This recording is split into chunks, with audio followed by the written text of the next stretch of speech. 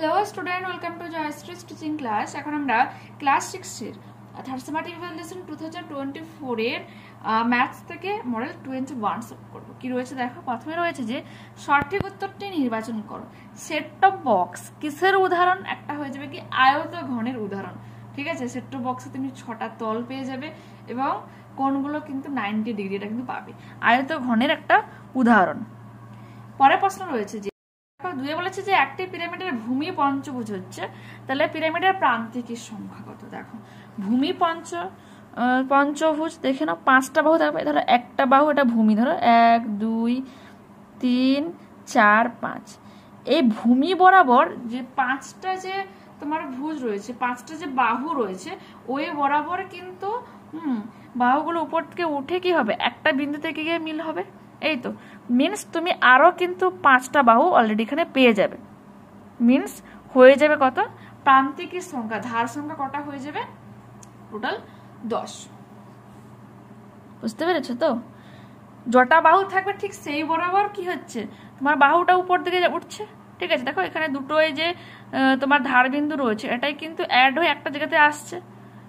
বুঝতে পেরেছো তো? সেজন্য কিন্তু হয়ে যাবে 10। নির্দিষ্ট দৈর্ঘ্য আছে কার? নির্দিষ্ট দৈর্ঘ্য আছে তোমার সরল রেখাংশের। ঠিক আছে, ধরো এ বি। ঠিক আছে, যখনই তুমি এরকম ভাবে দুটো প্রান্তবিন্দু নিয়ে নিচ্ছ, তখনই কিন্তু ওটা সরল রেখাংশ হয়ে যাবে এবং ওর নির্দিষ্ট একটা কিন্তু দৈর্ঘ্য থাকছে। এখানে বলেছে যে কোণ বিএসি কোণের বিপরীত বাহু, মানে বিপরীত বাহুর নাম কি হয়ে যাবে? দেখো, ধরো একটা ট্রায়াঙ্গেল, এই তো এই ট্রায়াঙ্গেল কি বলেছে, বিএসি। এই যে কোণটা বিএসির বিপরীত বাহু কোনটা হয়ে যাবে? এটা বিসি। বুঝতে পেরেছো তো কি হলো? তো ওটা আমাদের অপশন হয়ে যাবে অপশন নাম্বার যে বিসি কোথায় আছে, অপশন নাম্বার বি এটা। পরের প্রশ্ন রয়েছে একটি গোলকের কটি মানে তল থাকবে? একটি গোলকের একটাই তল থাকবে। ঠিক আছে, তারপরে কি বলেছে, 9 সংখ্যাটিতে প্রতিসম রেখার মান কত? তুমি 9কে যদি তুমি ভাগ করতে চাও, ঠিক আছে, মিনস আমি যদি এরকম ভাবে ভাগ করি, সমান তো হচ্ছে না। দেখো তুমি বুঝতে পারবে দুপাশে কিন্তু কম বেশি থাকছে। আবার তুমি যদি অনুভূমিক ভাবে ভাগ করো, তখনও বুঝতে পারবে যে এটা কিন্তু ইকুয়াল হচ্ছে না। তো প্রতিসম রেখা কিন্তু 0 হয়ে যাবে। বি অক্ষটির প্রতিসম রেখা কি হয়ে যাবে? অনুভূমিক ভাবে হয়ে যাবে। বি লেখো, বিকে আমি এইরকম ভাবে ভাগ করতে পারি, অনুভূমিক ভাবে। ঠিক আছে, কোণগুলি রাশি তথ্য হিসাবে গণ্য করা যেতে পারে। ঠিক আছে, কোনটা দেখো হয়ে যাবে কি, কোনো ব্যক্তির অহংকার, এটাকে তো আমি রাশি তথ্যে বোঝাতে পারবো না, কিন্তু ষষ্ঠ শ্রেণীর ছাত্রদের বয়সটাকে কিন্তু আমি তোমার রাশি তথ্য হিসাবে গণ্য করতে পারি। প্লাস কি কোন শ্রেণীর ছাত্রদের বয়স, ঠিক আছে, এটাও কিন্তু আমি করতে পারি। তো এটা অপশন নাম্বার বি ও সি হয়ে যাবে সঠিক উত্তর। যেগুলো আমরা সেই বলো ট্যালি মার্কস যেগুলো দেখিয়েছি সেগুলো। কোন জোড় মানে কোন সংখ্যা জোড়ার পার্থক্য 2 হয়ে যাবে? ঠিক আছে, কোন সংখ্যা জোড়ার পার্থক্য 2 মিনস তাদের বিভেদ 2। দেখো এখানে -5 আর -3 এদের মধ্যে কিন্তু আমাদের পার্থক্য 2 থাকতেছে। দেখো -3 -4 -5 কত হচ্ছে? 2 হচ্ছে। তো অপশন নাম্বার বি হয়ে যাবে এখানে সঠিক উত্তর। পরের পেজে দেখো কি রয়েছে। এক্স এ কি বলেছে, 10 বলেছে যে এক্স এর 1/3 ওয়াই এর অর্ধেক অপেক্ষা সমান না। আমাকে জানতে হবে এক্স এর 1/3 বলতে কি বুঝিয়েছে। এক্স ইন্টু 1/3 নাও, মিনস হচ্ছে তোমার x/3। ওয়াই এর অর্ধেক কি হচ্ছে? y/2 হচ্ছে। এবার বলেছে যে এক্স এর 1/3 এই যে পোর্শনটা ওয়াই এর অর্ধেক অপেক্ষা কিন্তু সমান। দেখো সমান বলেছে বা কি বলেছে, ক্ষুদ্রতর নয় বলেছে, মিনস x/3 কিন্তু বড়। সেজন্য দেখো আমাকে যেটা করতে হবে, যদি আমি এটা নিই, মিনস এর দিকে আমি মানে হাঁ সাইনটা দিয়ে যখন আমি কাট করে দিলাম, আমি বললাম যে এক্স মানে 3/x মানে বড় নয়। ঠিক আছে, বাট আমাদের তো x/3 ছিল, মিনস এই অপশনটা কিন্তু অলরেডি আমাদের রং হয়ে যাচ্ছে। ঠিক আছে, আবার যেহেতু বলেছে দেখো এখানে সমান বলেছে বা ক্ষুদ্রতর নয়, কিন্তু এই যে পোর্শনটাতে শুধুমাত্র সমান ইকুয়েশন বোঝাচ্ছে, সেজন্য এটাও কিন্তু রং হয়ে যাবে। ঠিক আছে, এবার দেখো এখানে আমার y/2 ছিল, এটা তো অলরেডি আমাদের ক্রস হয়ে যাচ্ছে, কারণ এখানে 4/2 রয়েছে। এবার এই পোর্শনটা কেন সঠিক উত্তর হয়ে যাচ্ছে দেখো, x/3 তারপর কি রয়েছে y/2। যখনই দেখবে একসাথে তোমাকে দেখাতে বলছে সমান আর ক্ষুদ্রতর মানে ক্ষুদ্রতর নয় বা বৃহত্তর নয়, তখন কিন্তু এই ধরনের সাইন হয়ে যাবে একসাথে। নিচে এই যে একটা লাইন মিনাস, এটা কিন্তু সমান এখানে বোঝাচ্ছে, ঠিক আছে। আর অসমান সাইন তো জানো এরকম ভাবে হয়, কিন্তু এক্ষেত্রে দেখো কি হয়ে গেল, যেহেতু y/2 এর দিকে এখানে হাঁ দিয়েছে, আবার বলেছে কি y/2 কিন্তু বড় নয়, বড়টা হচ্ছে x/3, সেজন্য কিন্তু এখানে কাট করে দিয়েছে যে তুমি বড় নয়, তোমাকে আমি কাট করে দিলাম। আর এখানে সমান চিহ্নের জন্য নিচেটা সাইন হয়ে যাবে, ঠিক আছে। তো অপশন নাম্বার ডি হয়ে যাবে এখানে সঠিক উত্তর। এবার কি বলেছে দেখো, শূন্যস্থান পূরণ করো। দুটি মৌলিক সংখ্যার লসাগু কি হয়? সংখ্যা দুটির কি হয় বলো? গুণফল হয়। যদি তুমি 2 আর 3 না, 2 আর 3 এর লসাগু কত হয়ে যাবে? 6 হবে, 2 3 6, ঠিক আছে। এরপরে বলেছি যে একটি ড্যাশ অনুপাতের ব্যস্ত অনুপাত ড্যাশ অনুপাত। দেখো এখানে তুমি আমি যেটা লিখেছি এটাকে উল্টো করে লিখতে পারো, যে একটি গুরু অনুপাতের ব্যস্ত অনুপাত লঘু অনুপাত, বা একটি লঘু অনুপাতের ব্যস্ত অনুপাত হবে গুরু অনুপাত, ঠিক আছে, গুরু অনুপাত। তোমরা যে কোনোটা করতে পারো, ওকে।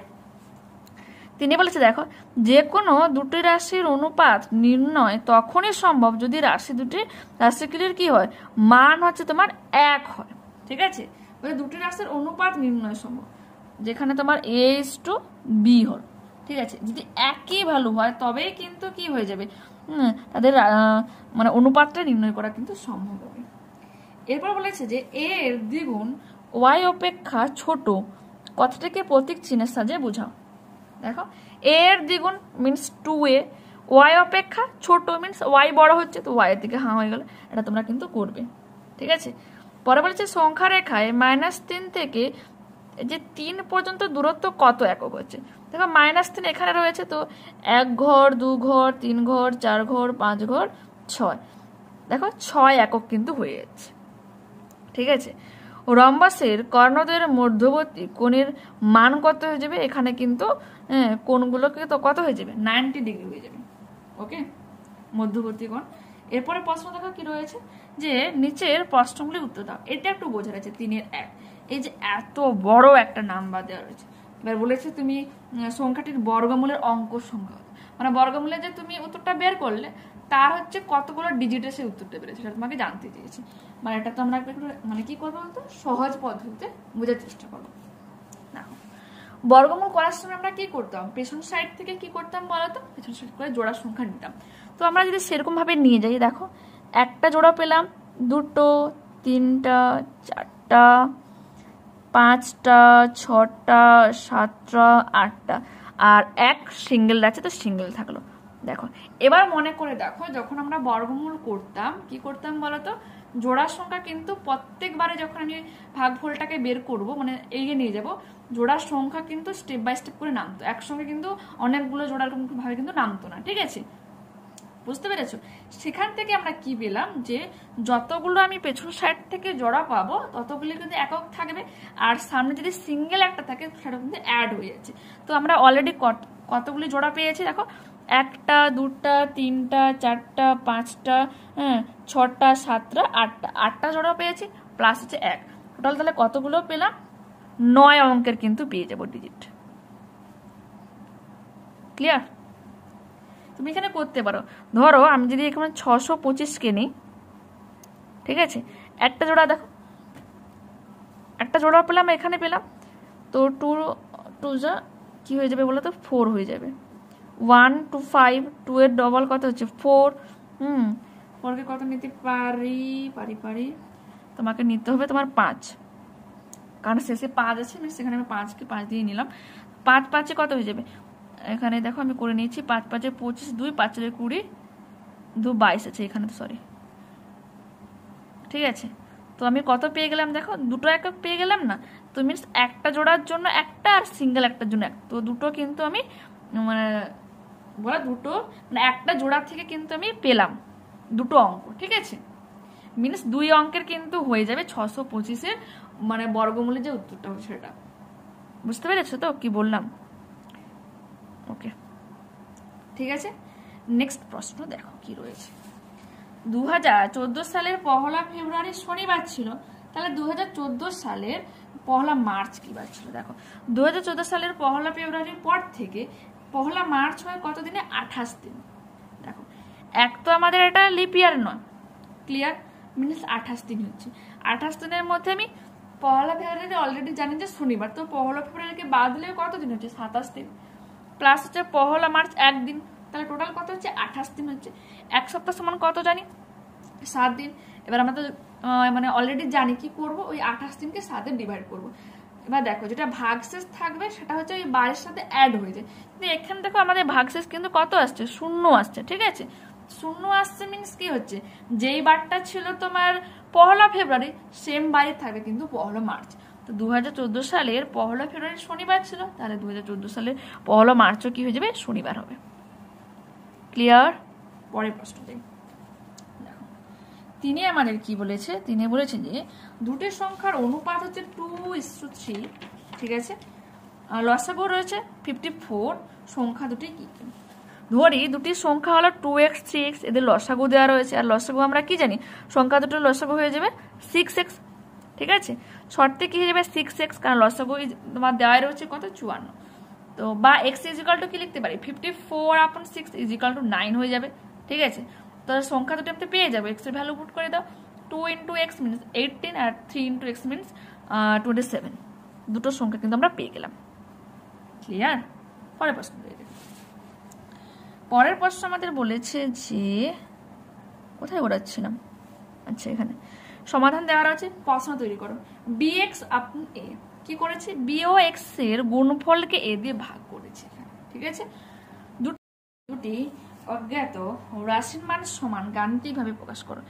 দুটো রাশির মান সমান তুমি মানে a ইজিক্যাল টু b লিখতে পারো, x ইজিক্যাল টু y লিখতে পারো, মানে তুমি নিজের মতো করে যেটা লিখতে পারো, যাদের হচ্ছে তোমার ভ্যালু হচ্ছে 1, ঠিক আছে?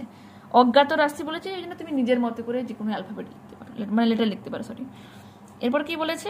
একটি আয়ত ঘনের কৌণিক বিন্দুর সংখ্যা, ঠিক আছে, প্লাস হচ্ছে তার প্রান্ত রেখার সংখ্যা, হ্যাঁ, ওয়াই দ্বারা বোঝানো হচ্ছে। তলের সংখ্যা যদি জেড দ্বারা সূচিত করা হয় তাহলে X minus Y plus Z কত? তার আগে তোমাকে যে এক্স ওয়াই জেড এর অ্যাকচুয়াল ভ্যালু জানতে হবে। কত হচ্ছে দেখো, একটি আয়তঘনের কৌণিক বিন্দুর সংখ্যা কতগুলি হয়? 8 হয়। তারপরে তোমার বলো প্রান্ত রেখা, যে প্রান্ত রেখার সংখ্যা, আমি ডট ডট দিলাম কেন? প্রান্ত ও রেখার সংখ্যা কত হয়ে যাবে? প্রান্ত রেখা হয়ে যাবে এখানে 12, ঠিক আছে? মিনস তোমার এইরকম ভাবে, ঠিক আছে?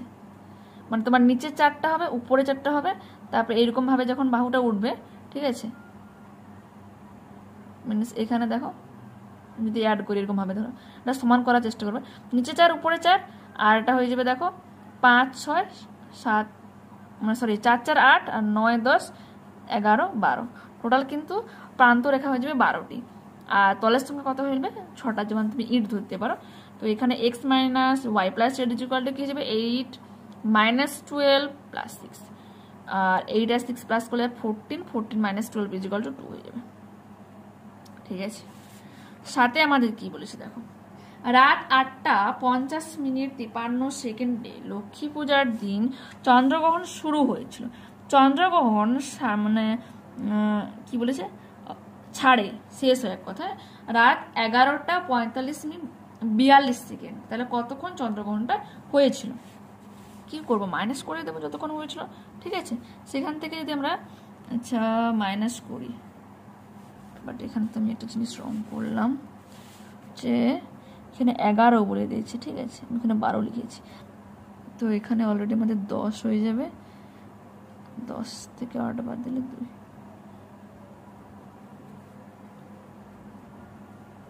আচ্ছা দেখো এখানে তোমার মাইনাস যাবে না, সেজন্য তোমাকে মিনিটের কাছ থেকে নিতে হবে। 1 মিনিট মানে 60 সেকেন্ড। 60 আর 22 সাথে যোগ করি কত? 82, 82 থেকে 53 বাদ দাও 29 হয়ে যাবে। তো এখানে থাকবে 44। এখানেও তোমার যেহেতু তোমার বিয়োগ যাচ্ছে না, সেজন্য আমরা কি করব? ঘন্টার কাছ থেকে 1 ঘন্টা মানে 60 মিনিট ধরে নিলাম। 60 আর 40 যোগ করলে কত? 104। 104 থেকে 50 বাদ দিলে 54। আর এখানে থাকছে আমার কত? 10 থাকলো। 10 থেকে 8 বাদ দিলে হয়ে যাবে 2টা। ঠিক আছে। তো 2:54 আর 29 সেকেন্ড কিন্তু চলছিল, বা 2 ঘন্টা 54 মিনিট 29 সেকেন্ড কিন্তু এটা চলছিল। ঠিক আছে, ওকে। পরের প্রশ্ন আমাদের কি রয়েছে দেখো, পরের প্রশ্নটা কত হলো, এটা হলো আমাদের 7। ঠিক আছে, পরের প্রশ্ন আমাদের এরকম রয়েছে যে তোমার বিরাট কোহলি 50 রান করলো, তারপরে কি বলেছে এক্সটি বাউন্ডারি ও ওয়াইটি ওভার বাউন্ডারি মারে, তাহলে বাকি সব খুচরা রান করলো, তাহলে কোহলির খুচরা রানের সংখ্যা কত। ঠিক আছে, তো এই ক্ষেত্রে আমরা কি লিখবো, একটা আমি আগেও করেছিলাম, তো আমরা এখানে কি লিখবো, এক সেকেন্ড। এক্সটি হচ্ছে তোমার বাউন্ডারি করেছে, এক্সটি বাউন্ডারি, এক্সটি বাউন্ডারি সমান আমাদের কি হয়ে যাবে 4x, ওয়াইটি হচ্ছে তোমার ওভার বাউন্ডারি,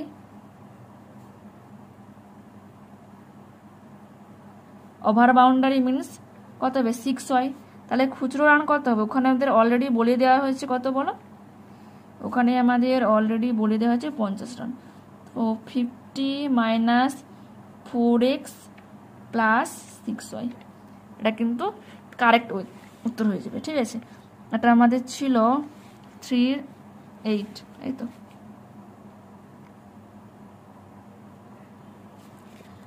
লিখে রাখি মডেল, মানে সরি 21। দেখো বুঝিয়ে দিই, এক্সটি বাউন্ডারি মিনস ছক্কা কিন্তু বাড়েনি, মানে বাউন্ডারি হলে কিন্তু 4 হয়, এক্সটি মিনস এখানে কোনো ভ্যালু দেওয়া নেই, তো আমরা 4x লিখলাম। আবার ওয়াইটি over boundary means over boundary হলেই 6 হয়, ওয়াইটি মিনস এখানে 1 2 3 4 যাই থাকতে পারে, সেখানে আমরা 6 × y লিখে দিয়েছি। আর কিন্তু সে অলরেডি বলে দিয়েছে যে 50 রান করলো। ঠিক আছে, তাহলে খুচরো রান কত ছিল, তো 50 থেকে আমি যদি 4x প্লাস 6y বাদ দিয়ে দিই, বাকিটা কি হয়ে যাবে খুচরো রান। ঠিক আছে, তোমরা লিখে নাও, ওকে। পরের প্রশ্ন যাই, পরের প্রশ্ন আমাদের কি রয়েছে দেখো, পরের প্রশ্ন রয়েছে যে x সমান 7 টাকা লাভ আর y সমান কি হচ্ছে 15 টাকা ক্ষতি হচ্ছে, তাহলে 12x plus 3y is equal two কত লাভ হবে। ঠিক আছে, এখানে বলেই দেওয়া আছে 15 টাকা ক্ষতি মিনস তার কিন্তু -15 হয়ে যাচ্ছে। ঠিক আছে, অ্যাকচুয়াল ভ্যালু যেটা, তো 12 multiplied by 7 plus 3 into minus তোমার 15 হয়ে যাবে। ঠিক আছে, এখানে y সমান যেহেতু তোমার 15 টাকা ক্ষতি বলেছে, সেজন্য কিন্তু আমরা -15 লিখলাম। ওকে, তো 12 সাথে 84 মাইনাস 15 3 45 ইজিক্যাল টু 29, 29 টাকা তার লাভ বোঝাবে। ক্লিয়ার, ওকে। পরের প্রশ্ন আমাদের কি বলেছে দেখো, 432 কে কমপক্ষে কত দ্বারা ভাগ করলে ভাগফল পূর্ণবর্গ হবে। এক্ষেত্রে আমরা কি করব, কমপক্ষে যেহেতু বলেছে আমরা লসাগু বের করে নেব, লসাগু বের করার পর দেখবে যে জোড়ার সংখ্যাতে কি হচ্ছে পূর্ণবর্গ, দেখো 2 2 মিনস একটা তুমি পূর্ণবর্গ সংখ্যা পাবে, এখানে 2 2 একটা তুমি পূর্ণবর্গ সংখ্যা পাবে, 3 3-এও একটা পূর্ণবর্গ হচ্ছে, কিন্তু সিঙ্গেল এখানে 3 থাকছে, এই 3 যদি না থাকতো তাহলে কি হতো আমাদের পুরোটাই পূর্ণবর্গ হয়ে যেত, তো আমরা সেই কারণে কিন্তু 3 দিয়ে ভাগ করেছি। তো 432-কে কমপক্ষে 3 দ্বারা ভাগ করলে ভাগফল পূর্ণবর্গ হবে।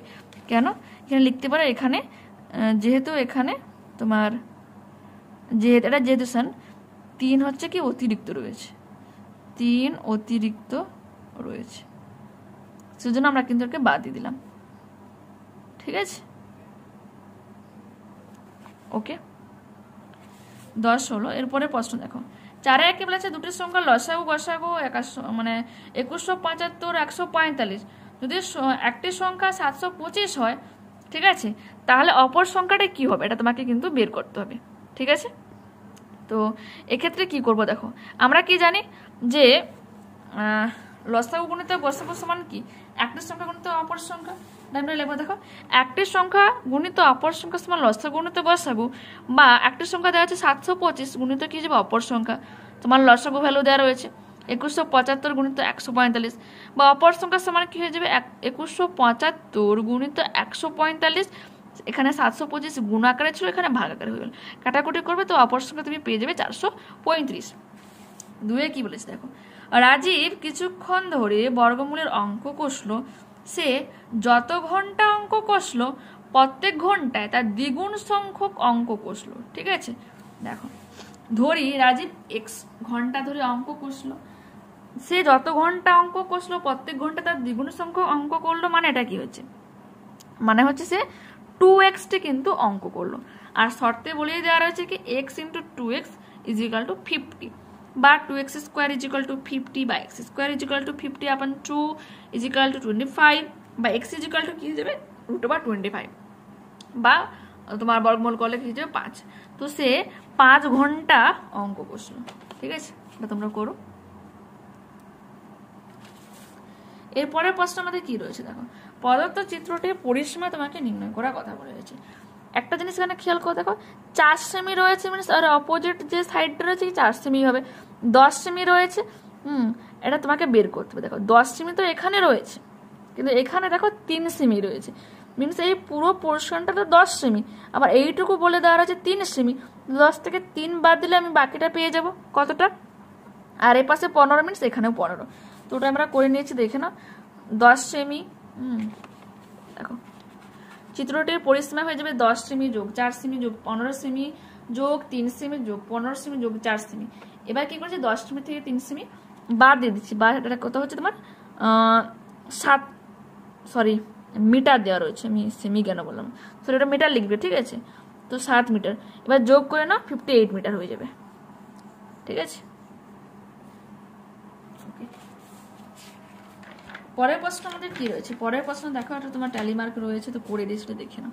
অঙ্কগুলো বহুবার হয়েছে, শুধু এটুকু বলে দিই, যখন তোমার 5 জন হয়ে যাবে, 5টা কিছু বুঝাবে, না টেনে আমরা কি করবো, 4টা লাইন টেনে এরকম কোনা করে টেনে নিলে এটা কিন্তু একটা ব্যান্ডেল বুঝিয়ে দেবে, একটা 5 মানে রয়েছে আর কি। এর পরের প্রশ্ন দেখো, 5-এর 1-এ কি বলেছে, একজন দোকানদার তার দোকানে 2 ধরনের বিস্কুট রাখেন।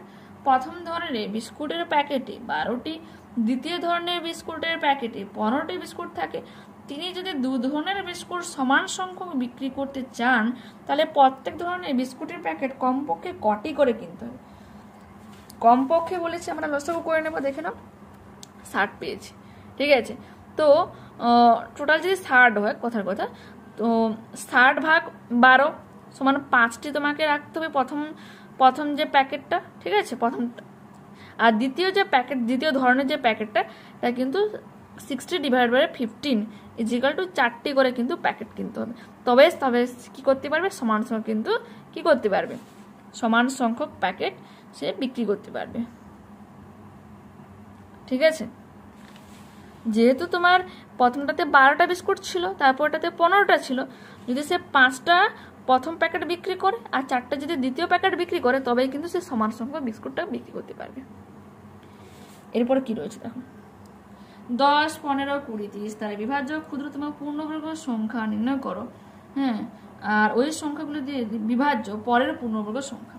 দেখে নাও, লসাগু করেছি, 60 বেরিয়েছে, কিন্তু একটা জিনিস খেয়াল করলাম যে 2 তো আমাদের এক জোড়া হয়ে যাচ্ছে, কিন্তু 5 আর 3 হচ্ছে এক্সট্রা থাকছে, অতএব আরেকটা 5 আর একটা 3 দিলে কি পূর্ণবর্গ হতো। ঠিক আছে, তো আমরা কিন্তু এখানে ওই জন্য গুণ করে নিয়েছি, 900 হচ্ছে। এবার এর যখনই আমরা 900 তো পেলাম পূর্ণবর্গ, ঠিক আছে, এই 900-র গুণিতকগুলো আমাকে চেক করে দেখতে হবে যে সেগুলোর মধ্যে কোনটা আমার পূর্ণবর্গ হচ্ছে।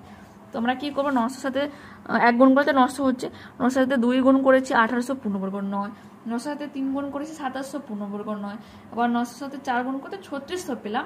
এটা কিন্তু একটা পূর্ণবর্গ সংখ্যা। ঠিক আছে, 900 তাহলে পরবর্তী পূর্ণবর্গ সংখ্যা হলো 3600, যাকে তোমার 10, 15, 20, 30 এগুলো দিয়ে কিন্তু ভাগ যাচ্ছে। ঠিক আছে, দেখে না, পূর্ণবর্গ সংখ্যা অবশ্যই। ওকে, পরের প্রশ্ন 3-এ কি বলেছে দেখো, একটা তোমার স্তম্ভচিত্র, যেখানে আমি দেখিয়ে দিই, স্কেল নিয়েছি 1 একক সমান 50 কুইন্টাল গম, আর এখানে এরকম নিয়েছি 1 সেন্টিমিটার করে গ্যাপ যাবে। তারপরে এই পাশে তোমার 1 একক সমান 50 কুইন্টাল গম, তো 1 সেন্টিমিটার করে আমি 50 করে নিয়েছি, আর নিচে লিখেছি মানে সাল, আর উলম্বভাবে নিয়েছি কি গমের পরিমাণ কুইন্টাল যেটা। ঠিক আছে, করে নিবে, এটা অনেকবারই হয়েছে। ঠিক আছে, পরের প্রশ্ন দেখো কি রয়েছে, 4-এ বলেছে পি কিউ একটা সরল রেখা এঁকে তার পি ও কিউ বিন্দুতে পি কিউ এর একই পাশে স্কেল ও পেন্সিল কম্পাসের সাহায্যে যথাক্রমে পি আর ও কিউ এর দুটি স্কেল অঙ্কন করো। করে নাও, 9টি যদি কিভাবে তো করতে হয় অবশ্যই তোমরা এতদিনে জেনে গিয়েছো। আঁকলে, করার পরে কি বলেছে, এবার এই যে তোমার Q P R P Q S এই দুটোকে সমদ্বিখণ্ডিত করতে বলেছে। আমরা কি করব, অলরেডি জানি যে কিভাবে কোনকে সমদ্বিখণ্ডিত করতে, তো করে নিয়েছি। করার পর দেখো এর একটা বিন্দুতে মিলাচ্ছি। তো আমাকে এবার এই তিনটা যে হচ্ছে তিনটা কোণের হচ্ছে ভ্যালু তোমাকে বের করতে হবে। তো তুমি 90কে যখন তুমি ডিভাইড করতেছো, মানে দুভাগে ভাগ করছো, মিনস তোমার অলরেডি 45 কিন্তু আনসার চলে আসবে। দেখো আমরা কি ত্রিভুজের তিনটি কোণের সমষ্টি কত, 180। তো এটা আমাদের কত হচ্ছে দেখো, সরি এক সেকেন্ড, 45 হচ্ছে। ঠিক আছে, মিনস এ পাশেও তুমি যদি একটু খেয়াল রাখো, তোমাকে দেখায় 45 হচ্ছে। মিনস 45 কত 90, মিনস এই যে কোণটা কত হয়ে যাবে আমাদের 90 ডিগ্রি, একাই এক হয়ে যাবে 90 ডিগ্রি। মোট কত হচ্ছে 180 ডিগ্রি, এটা তোমরা লিখে দিবে। পরের প্রশ্ন আমাদের রয়েছে দেখো, 4.6 সেমি দৈর্ঘ্যের একটি রেখাংশ অঙ্কন করো। টেনে নিয়েছি 4.6। সেখানে বলছে 2.6 সেমি ব্যাসার্ধ বিশিষ্ট একটি বৃত্ত আর অপর প্রান্তবিন্দুকে কেন্দ্র করে 2 সেমি। তো তুমি কি করবে, 2.6 তুমি স্কেল দিয়ে মাপ নেবে। মাপ নেওয়ার পর কি করবে, এ বিন্দুতে বসাবে। এ বিন্দুতে বসানোর পর ঠিক আছে 2.6 নিয়ে কি করবে, ওটাকে কেন্দ্র করে কি করবে, টানলে হয়ে গেল একটা বৃত্ত। আর এই বি বিন্দুতে বসে বাঁকড়িটা থাকবে কি 2 সেমি হচ্ছে, তো এখানে বসে বাঁকড়া কিন্তু ড্র করে নেবে। ওকে, ওর সাথে তোমাদের ছিল বৃত্তকলা কাকে বলে দেখে নাও। বৃত্তের দুইটি ব্যাসার্ধ ও একটি চাপ দ্বারা গঠিত অঞ্চলকে কি বলবো, বৃত্তকলা।